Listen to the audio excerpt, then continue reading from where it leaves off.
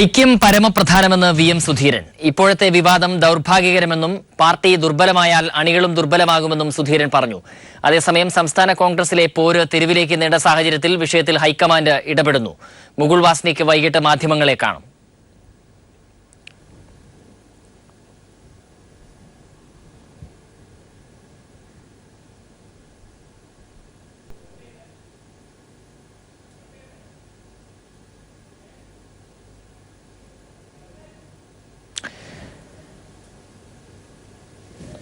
Congress group പോര് തെരുവിലേക്ക്. കൊല്ലത്ത് രാജ്മോഹൻ ഉണ്ണിത്താനെ DCCയുടെ പരിപാടിയിൽ തടഞ്ഞു. കാറിന് നേരെ പ്രവർത്തകർ ചീമുട്ടേറിയുകയും ഉണ്ണിത്താനെ അസഭ്യം പറയുകയും ചെയ്തു. രാജ്കുമാർ ചേരുന്നു വിവരങ്ങളുമായി. രാജ്കുമാർ പറയൂ. തൊട്ട് മുമ്പ് റോഡിൽ വെച്ചാണ് ഇവിടെ സംഘടിച്ചു നിന്ന മുരളീധര പക്ഷ യുവാക്കൾ കാറ് തടയുകയും കാറിന്റെ മുകളിലേക്ക് കയറി നിൽക്കുന്ന സ്ഥിതി വരെ ഉണ്ടായി. ഇതിനെ തുടർന്ന് അകത്തിരുന്ന രാജ്മോഹൻ ഉണ്ണിത്താൻ രൂക്ഷ ഭാഷയിൽ ഇവർക്കെതിരെ ഈ വെല്ലുവിളിച്ചുകൊണ്ട് വാഹനം മുന്നോട്ടെടുക്കാൻ നിർദ്ദേശം. ഇതിനെ തുടർന്ന് സംഘർഷം കൂടുതൽ മൂർച്ഛിച്ചു. ഇവരുടെ ചിലരുടെ കാറുകളിലൂടെയാണ് കാറിന്റെ ചക്രം കയറി ഉള്ളിലേക്ക് പോയത്. പിന്തുടർന്ന പ്രവർത്തകർ രാജ്മോഹൻ ഉണ്ണിത്താനെ വീണ്ടും തടയാൻ ശ്രമിച്ചപ്പോൾ DCCയിൽ ഉണ്ടായിരുന്ന ഏതാനും കോൺഗ്രസ് പ്രാദേശിക നേതാക്കളും ചേർന്ന് ഇവരെ നേരിട്ടു. അവിടെ ഒരു സംഘർഷം ഉണ്ടായി. തുടർന്ന് ഇതിനിടെ രാജ്മോഹൻ ഉണ്ണിത്താന്റെ വാഹനത്തിന് നേരെ ചീമുട്ട എറിയുകയും ചെയ്തു. വാഹനത്തിന്റെ ചില്ല് അടിച്ചു തകർത്തിട്ടുണ്ട്. വാഹനത്തിന് വലിയ തോതിലുള്ള കേടുപാടാണ് സംഭവിച്ചിട്ടുള്ളത്. ഇപ്പോൾ രാജ്മോഹൻ ഉണ്ണിത്താൻ കൊല്ലം DCCയിൽ സംസാരിച്ചുകൊണ്ടിരിക്കുകയാണ്. തനിക്ക് നേരെ ഇതേപോലുള്ള ഗുണ്ടാക്രമണം തുടർന്നാൽ അതേ നാണയത്തിൽ തിരിച്ചടിക്കുന്നതിന് തനിക്ക് മടിയില്ല. അങ്ങനെ ഒരു സംസ്കാരം ഇല്ലാത്തത് കൊണ്ട് മാത്രമാണ് താൻ അത് ചെയ്യാത്തത് എന്ന് കൃത്യമായ മറുപടിയാണ് ഇപ്പോൾ ഉണ്ണിത്താൻ തന്റെ പ്രസംഗത്തിലൂടെ നൽകിക്കൊണ്ടിരിക്കുന്നത്. ശരി, രാജ്കുമാറാണ് വിവരങ്ങൾ പങ്കുവച്ചത്. കോൺഗ്രസിലെ നേതാക്കൾ തമ്മിലുള്ള പരസ്യപ്പോര് നിർത്തണമെന്ന് AK ആന്റണി. എത്രയും പെട്ടെന്ന് പ്രശ്നത്തിന് പരിഹാരം കാണണമെന്നും AK ആന്റണി ദില്ലിയിൽ ആവശ്യപ്പെട്ടു. MI ഷാനവാസ് ജയ്ഹിന്ദ് ചാനലിന്റെ ഡയറക്ടർ ബോർഡിൽ നിന്ന് രാജിവെച്ചു. KPCC അധ്യക്ഷൻ V.M. Sudheeran Jaihind TV chairman സ്ഥാനം രാജിവെച്ചതിന് പിന്നാലെയാണ് MA ഷാനവാസും ഡയറക്ടർ ബോർഡിൽ നിന്ന് രാജിവെച്ചത്. കോൺഗ്രസിൽ ഇപ്പോൾ നടക്കുന്ന പരസ്യപ്പോരിന്റെ പശ്ചാത്തലത്തിലാണ് ഷാനവാസിന്റെ രാജി. കോൺഗ്രസ് നേതാക്കൾ പരസ്പരം ചെളിവാരിയെറിഞ്ഞ് പ്രവർത്തകരുടെ ആത്മവീര്യം തകർക്കരുതെന്ന് VD സതീശൻ. ഇക്കാര്യം നേതാക്കളോട് കൈകൂപ്പി അപേക്ഷിക്കുകയാണെന്നും VD സതീശൻ തൃശൂരിൽ പറഞ്ഞു. ഞാൻ ഇരുകൈകളും കൂപ്പി വിനയപൂർവ്വം കേരളത്തിലെ മുഴുവൻ കോൺഗ്രസ് നേതാക്കന്മാരോടും അഭ്യർത്ഥിക്കുകയാണ്. ദയവ് ചെയ്ത് പരസ്പരം ചെളിവാരിയെറിഞ്ഞ് കോൺഗ്രസ് പ്രവർത്തകരുടെ ആത്മവീര്യം തകർക്കരുത് എന്ന് മാത്രം വിനയപൂർവ്വം സൂചിപ്പിക്കുന്നു. PSC റാങ്ക് ലിസ്റ്റുകളുടെ കാലാവധി നീട്ടും. മന്ത്രിസഭാ യോഗത്തിന്റേതാണ് തീരുമാനം. 6 മാസത്തേക്കാണ് കാലാവധി നീട്ടുന്നത്. PSCയുടെ യോഗം വെള്ളിയാഴ്ച ചേരും.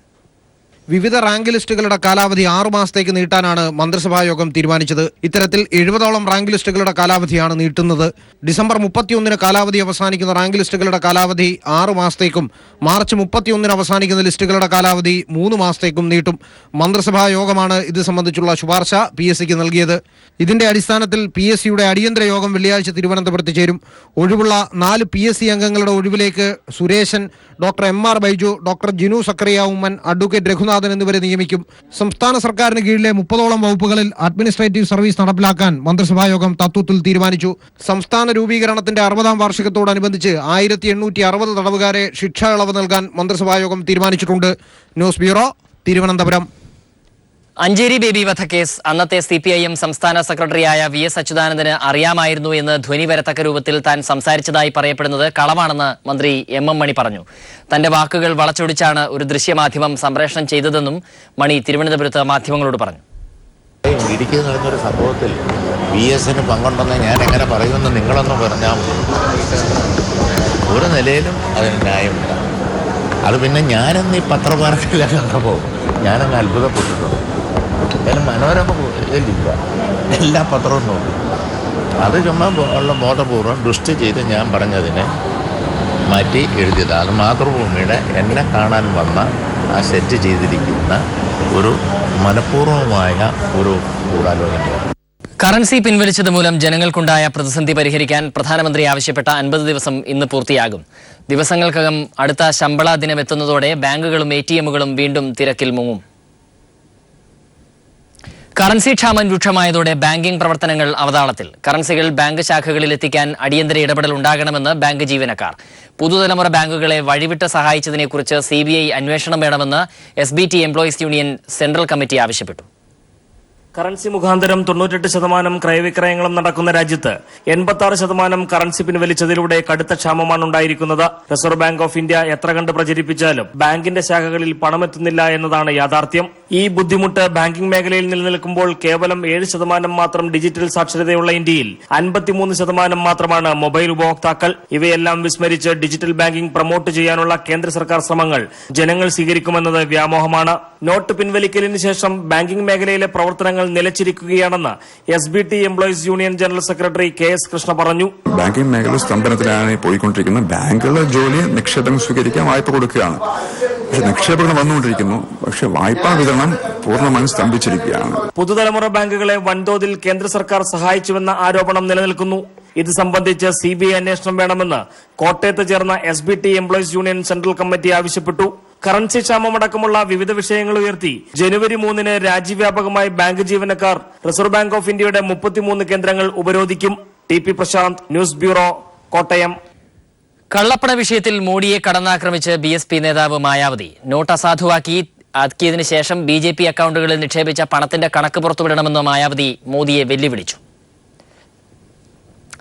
ദക്ഷിണേന്ത്യൻ സംസ്ഥാനങ്ങളിലെ മാവോയിസ്റ്റ് ഭീഷണികൾ ചർച്ച ചെയ്യാനുള്ള കേന്ദ്ര ആഭ്യന്തര മന്ത്രാലയത്തിന്റെ യോഗം ഇന്ന് തിരുവനന്തപുരത്ത് ചേരും. കേന്ദ്ര ആഭ്യന്തരമന്ത്രി രാജ്നാഥ് സിംഗ് യോഗത്തിൽ പങ്കെടുക്കും. മാവോയിസ്റ്റ് ഭീഷണി എങ്ങനെ നേരിടണമെന്ന് യോഗം ചർച്ച ചെയ്യും.